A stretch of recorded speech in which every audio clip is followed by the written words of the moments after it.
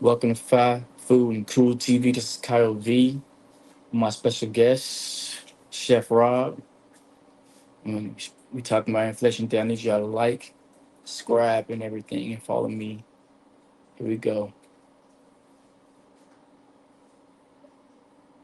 Chef Rob, what about you think inflation is real? Inflation is some straight bullshit.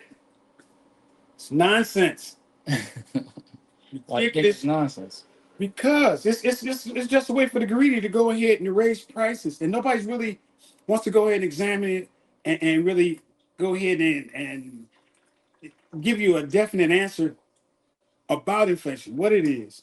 It's just a way for people to go ahead and make money, Sure.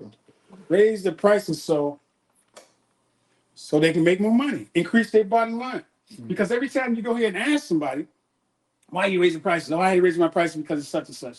And then they want to go through that and term out inflation. And most people go ahead, put their tail between their legs, Mm-hmm. or duck their head down and walk away after they got that ridiculous answer. Go ahead. You're walking around with your cell phone, tablet sometimes, even your laptop. Mm-hmm. Look up what the hell that word means. And go ahead, you have to go ahead and explore and look at the different times they were using inflation to go ahead and raise the prices. They was raising the prices on the heels of COVID. Talk about recession. All these terms, Mm-hmm. all this nonsense, man, is just ways for them to raise the prices. Let's just keep it simple. They got a business term called KISS. Just keep it simple, stupid, and that's what you should do. But this is just the way for people to go ahead and try to figure out a so-called scientific way, a mathematical way, or any other nonsense to go ahead and to tell you, hey, look, this is why we raising prices. It don't take nothing to go ahead and take a seed. Because being in the food industry as long as I have, man, you can't go ahead and tell me that, hey, look, a tomato seed. Deal with tomatoes right now. If you go ahead and put a tomato seed in the ground, it grows. What has changed? Excuse me. The more natural you keep it, the better it is. But you want to go ahead and put different chemicals and fertilizers, and there's more natural ways to go ahead and grow Mm-hmm. this damn tomato.